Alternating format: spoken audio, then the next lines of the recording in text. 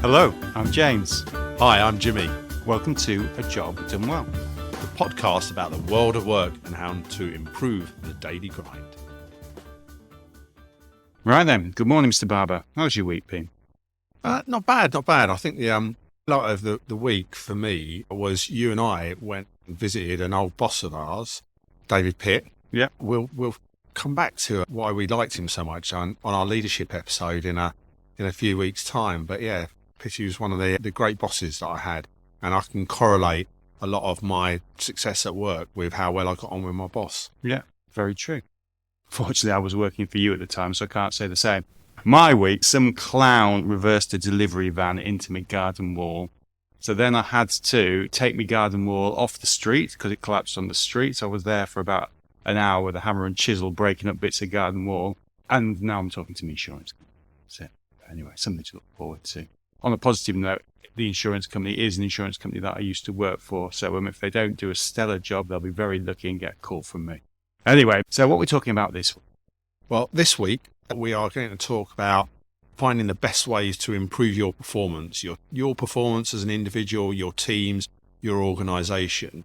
And we've got some really interesting insights to share on how you go about finding those opportunities. Yeah, I'm always a bit worried when you say we've got some really interesting insights. Maybe the people who are listening to this ought to decide whether they are A, interesting, and B, insightful. Haven't you heard, James, if you keep saying things, people believe it's true. Yeah. So keep saying it's interesting. People will think it's interesting. Yeah, that's a bit like me looking in the mirror every morning and saying, my God, you're handsome. Anyway, moving on Point taken. very swiftly. So we're going to talk about the continuous improvement mindset and how it helps improve performance. So it's an interesting thing, isn't it, right? Continuous improvement. I shouldn't say this because I am one, but isn't that just for process geeks then? That's one of the things that I think a lot of leaders, organisations let themselves down because that's where they think it is. I just don't buy it. I think it really unlocks major opportunities to improve. And I think you have to improve. I think the world around you keeps improving. I don't think it's possible to stay still. And what do you mean by continuous improvement? So I think for me, it's, if you remember the British cycling analogy, they were always looking for improvements, always looking for those small incremental gains. And that was kind of central to Dave Brailsford's philosophy. Yeah, we know how that ended up. I don't think that anybody from Britain had run the Tour de France in 110 years. And then I think we had, was it 5 winners in 6 years? So that really epitomizes it for me. Is always looking how you're doing things to see if there's a better way of doing it. Yeah, and it's interesting. A lot of people think continuous improvement is small stuff and therefore it is not strategic. And people get confused between small and strategic. If you can deliver a lot of small stuff and you will make a lot of impact to your business. Oh yeah, I mean, we both firmly believe, you can get transformational results by optimizing what you currently do. You don't need to go through big programs, big changes to systems and stuff like that.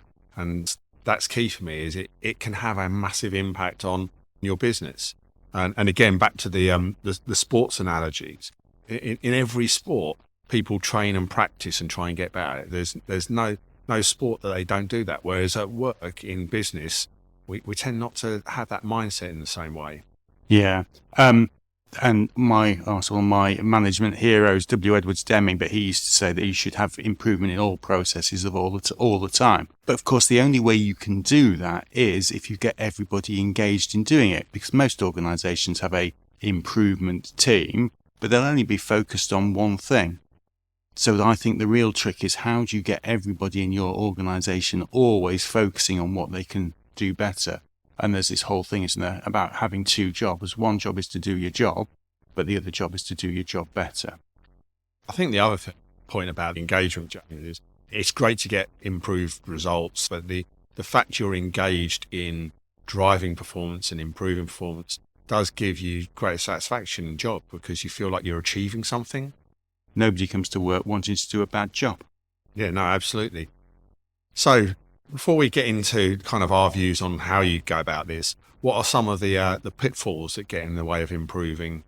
Well, the biggest problem is the HiPPO. Have you come across the HiPPO in management? No, tell me about it. Well, the HiPPO is the highest paid person's opinion. And quite often what you'll find, is you go into a meeting And the boss, the senior guy, will say what needs to be done, and everyone will nod and look wise, and you'll do that. But what makes that person know exactly what needs to be done? Yeah, I think that is, we'll come back to that a bit more, but I think that is one of the real opportunities, is where does the knowledge and information and insights come from? Is it a top-down thing or is it a bottom-up thing? So yeah, I like that one. HiPPO, I'll be using that one again. Yeah, you were one for I was going to say, I've been a HiPPO many times. You have been that beast. I think another couple of things that you often do is when you're looking at performance, you tell people what they want to hear. You sort of think, my boss wants me to tell him how great things are. And we used to have teams of analysts in previous organizations that were there, in their view, just to tell people how great they were. Not to tell how they could get better, just, this is why you're doing a great job. So it's really important to focus on what's not working and working out what you can do about it. But being open-minded to it is key. The other thing that features here, of course, is this whole thing about wanting certainty. So if you want to change something, you're going to have to test it. And if you want to test it, then something could go wrong. And of course, people don't want to hear that. They want to know that things will go right. And there's this real fear of looking stupid. I think what underpins a lot of those risks in achieving that kind of continuous improvement mindset, it comes down to ego. So a lot of those things we just talked about are underpinned by people's egos. I know the right answer. I want to hear how great I am. I'm not going to test things out. I want to don't look stupid. So managing ego and understanding that is key. But why doesn't the senior person know what all the answers are then? What stops them from knowing? We'll come on to that in some of the ways that we would go about looking at improvements. I think often the senior people have to spread themselves thinly. They have to get very confident in having the right answers and having the strength of conviction in their opinions. And frankly, the old adage about ivory towers, they can be quite removed from the actual work itself, and therefore don't always see the problems or engage with people who actually know the answers, those who are doing the work. Yeah, there's that old adage, isn't there? Let me see if I get it right. The more senior person, the less they know about a lot of things, as opposed to the more junior person, the more they know about a few things. Yeah, absolutely. So if you really want to understand what's going on, you need to go to the shop floor and work it out. We've got some real ideas about how you look at areas for improvement. So should we go through those? Yeah, time. So which comes first? Where would you go looking first? Well, it being you, James, we've got to go to data, haven't we? Well, I would say so. Yeah, absolutely. So if you're looking for data, well, have you got any good stories about data and where that's helped you find out what's going on? Well, yeah, actually, I think this lines up with your bit around the kind of HiPPO concept. So I was running a sales function some years ago, and two of my analysts, Stuart and Andy, are fantastic guys. They approached me about a concept they have about how you improve sales performance. Basically, my idea was you take your best salespeople and you give them some of the toughest nuts to crack, because they can do it. They can crack them. Stuart and Andy had done this analysis and said you actually did the complete opposite. So you took the best salespeople and put them on the easiest opportunities, and the less skilled salespeople and put them on the toughest opportunities. And they showed me in the numbers how the percentages grew so much greater by doing it that way. And actually, I took a bit of convincing, but those guys got me thinking that way. And then we went out and tested it, and sure enough, we saw sales rates go through the roof. Quite often when you start to look at the numbers, it's counterintuitive. You get a totally different view of the world. But, they had to push me a little bit to be open-minded about that. You are the data genius. What would be your key hints and tips for looking at data? And so I think there are three things. Number one, we've talked about it, purpose. If you know what your purpose is, are you measuring against that purpose? Do you know whether you're achieving what you wanted to achieve or not? The second thing is, if you're not achieving it, well, it really is about hypothesis testing. So think of the reasons why you're not achieving it, run some tests to see if that's the case or not, and then go back and see, well, did the test that you do change the measures the way you expected to do? The really interesting thing for me, I think, is variation. So when you look at anything, what the sales rate is, how good somebody is at processing insurance claims, how long it takes to see a patient, whatever it is, you'll find that some people do it a lot quicker and some people do it a lot slower. I used to make Mars bars for a living, you remember that? But there was always variation in how heavy those sweets were when they came off the lines. There's variation everywhere. And the real trick is to look at that variation and try and understand what is causing it and minimize it, so that you end up at the place you want to be. What's your best outcome? And so those, I suppose, are the three things that I think you really should look at. Number one, measure your purpose. Are you achieving it or not?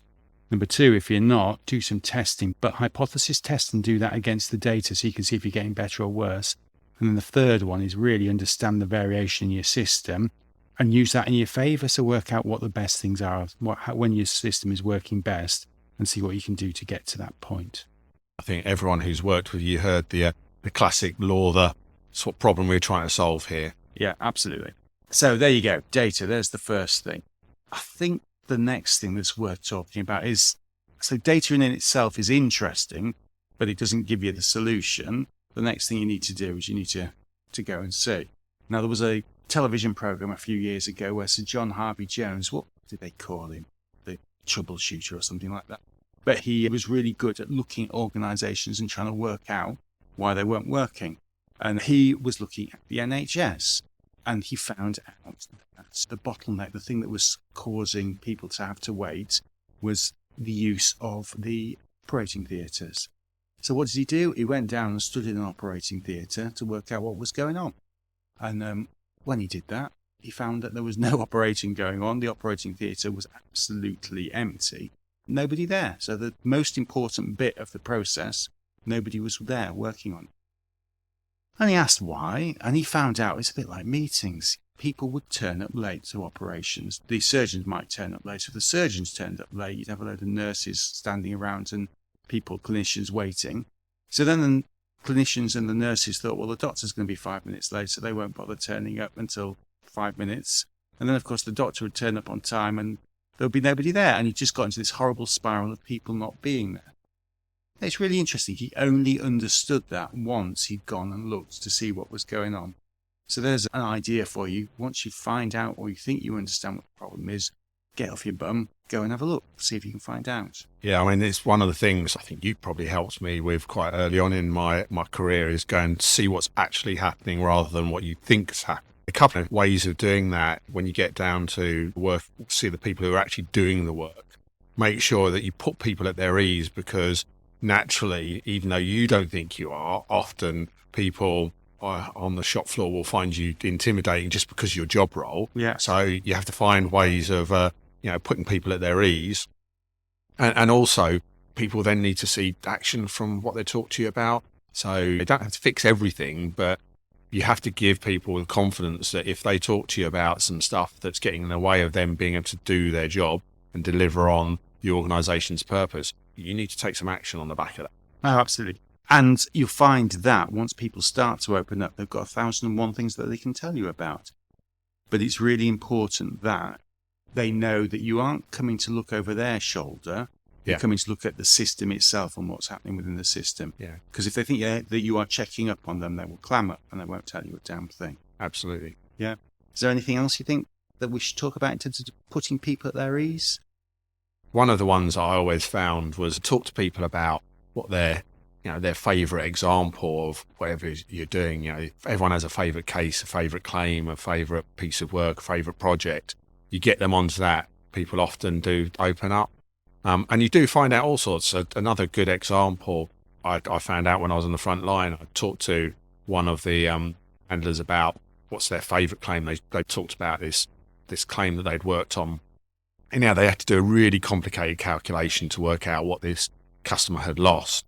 And I said to them, how long did that take you? It took a whole month to do this calculation once they had the evidence for it. And they told me how much the loss was. It's very large. But the organisation had a limit of what they were paying out. So I said, at what point did you know that it was going to be above the maximum limit? She said, about 10 minutes. So 10 minutes, she knew what the customer was going to get. Yeah. Still carried on doing the calculation because that's the way the system was set up, and spent the rest of the month doing that calculation. Then it had to be checked by somebody who spent a week checking it. All the time, the customer's waiting for their money. She knows exactly how much it is. I think that shows a couple of things. One, it shows how the system was holding back that individual and not really serving the customer. We use that as an example to talk to our board about, to try and get them to understand how the system was set up and mandate change, which they did. Yeah. And you get to that point where things need to be technically correct, and somebody's been given the job of making sure things are technically correct, but it just misses the point, which is, am I going to pay this customer? I had one, a very similar one. We used to load data in an organization, and somebody messed up. They passed a file which they shouldn't have passed, and there was a huge sort of backing out exercise. It was all a bit painful. So I went and had a look and found out what this person had to do when they were loading data. And it transpires that when they loaded a file, they got given a report, and this report was about 30 pages long, and they had to look through this report and discover all the things which were wrong or right with the file, and then load it. Whereas when they explained it to us, it was really easy. We just looked at it and said, well, just show the bits which are wrong on the report, and then it will make life ever so much easy for all concerned. But if you're sitting in a position of power, or if you're all powerful and you're sitting, up in the board of directors, you don't see these things unless you go and look. So, and whilst I'm thinking on another story. And another one. You're like Columbo. I am. Just one more thing. Just one more thing. I'm going to go all Japanese on you. The manufacturing guys like to go all Japanese. There's this thing, there's a guy called Taiichi Ono, and he came up with this thing called an Ono circle. I should have one as well. We call it a Lawther circle. But the idea with an Ono circle is what you do is you stand in the middle of a factory and you paint a circle and where you stand, and then you've got to stand there for an hour. And in that hour, you've just got to sit there with your clipboard and write down everything you see that goes wrong.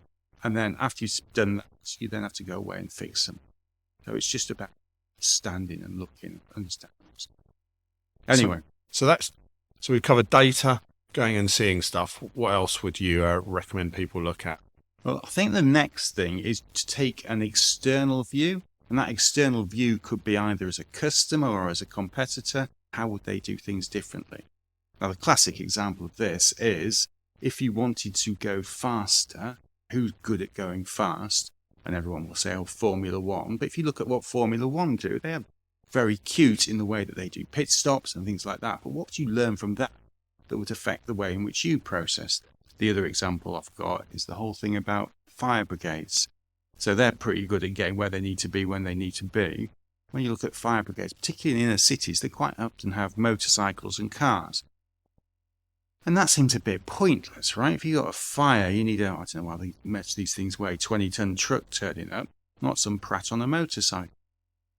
But the reality is what they're very good at is triaging the type of incidents they've got and then sending a motorcycle with a fire extinguisher or a car or whatever it may be, because it makes life an awful lot quicker. So there's something, if you understand your demands, you can get really cute about how you deal with it and you can process it an awful lot quicker. But you can learn that by looking at what a fire brigade does.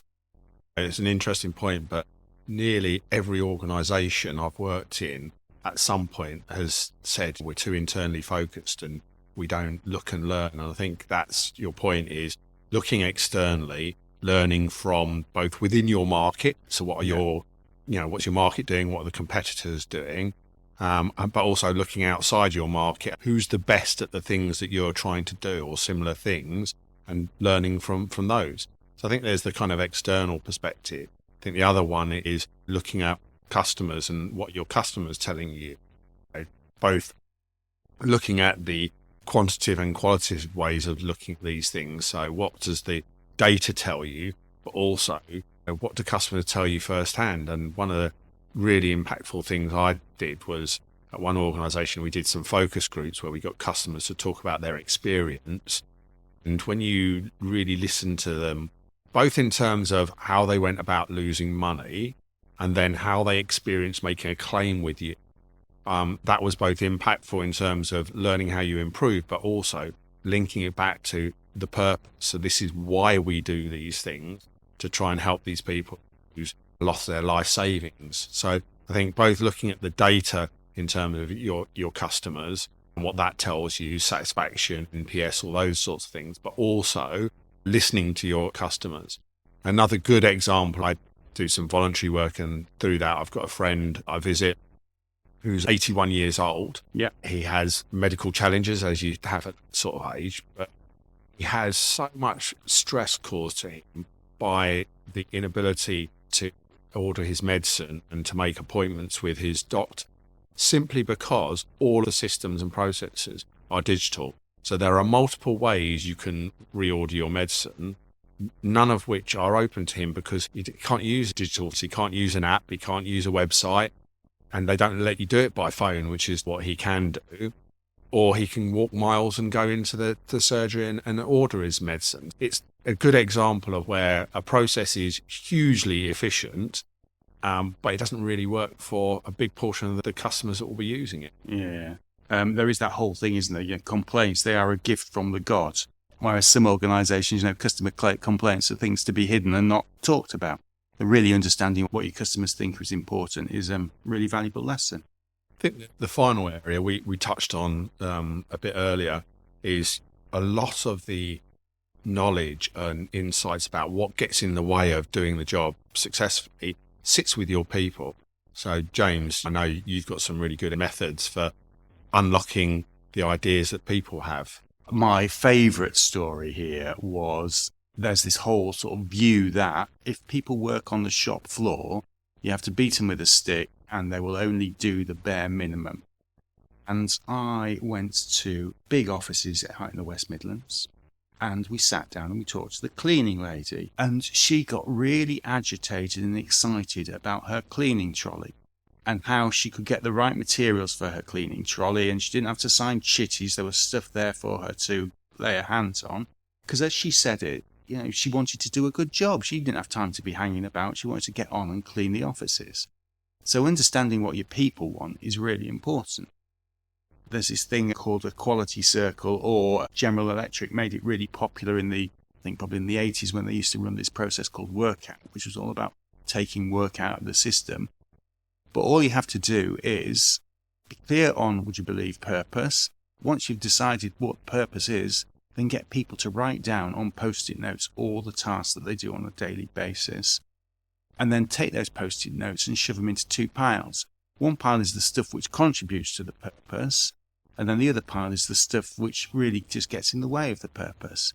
And by doing that, you can get people to be really clear about their daily work and whether or not it helps or hinders. But once you've got that pile of information, that's really quite valuable, because you can then start to work on minimizing that. And of course, if you minimize that, then you take work out of the system, make things all the more productive. Now, the other thing I think people will say is, yeah, but James, you don't understand. We're really busy. We haven't got time to get people to focus on these things because they should be focusing on the customer. We've got piles of work to do. But actually, if you take that sliver of time, take the pain and improve something, then you can create a sliver of time and then you can reinvest that in improving something else. And it's almost like compound interest. You can spiral up the way. So getting your employees to be clear about what gets in their way is really powerful stuff. So from that, I'd say engage your people. They'll have the ideas. Get them focused on what gets in the way of them delivering their purpose, and create the time and the right environment for them to open. Because I think that one of the challenges is sometimes people feel that, again, back to the earlier point, you're being critical of them.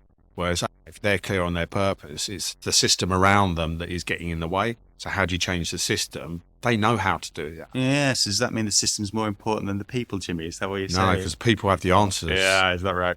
Going back to one of the other things we talked about is this whole thing about experience and getting an external view on things. So how many times have you seen a job advert where they said, you must have industry experience, must know about insurance, must know about banking? Whereas quite often getting somebody in with a different perspective is the most important thing you could do. On the people side of things, James, have you got a good example to bring to life that process? Yeah, it's a bit technical. I used to work for an insurance company, and it all gets a bit legal, but the way these things are quite often managed is there will be an industry portal. People shove claims into the portal and pull claims out of the portal. And when we sat down and talked to the people who were handling these claims, they told us that the thing that got in the way for them was that things would time out in the portal and, they hadn't responded within 28 days and then it would all go a bit Pete Tong and cost a lot of money. And once we started listening to that, it became really easy to give them a list of what needed to be worked when. And then they worked on that and they managed to save millions of pounds. But we would never have known that was the issue if we hadn't sat down and listened to them and worked out what it was that they needed. There's this lovely acronym which I think most managers should learn, which is WAIT. And what WAIT stands for is why am I talking? So I know what I think. What I'm really interested in is what those other people think. So, in summary, hopefully you've understood continuous improvement mindset is something that A, you just must do, and B, unlocks outstanding results.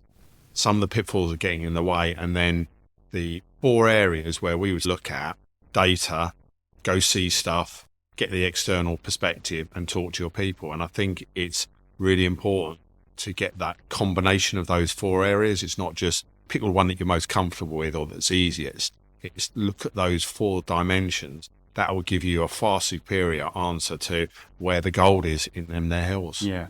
And, because I like to have the last word, but Always. Just admit you've got a problem. Because if you think everything's rosy and you're too busy telling that story, you'll never find anything to fix.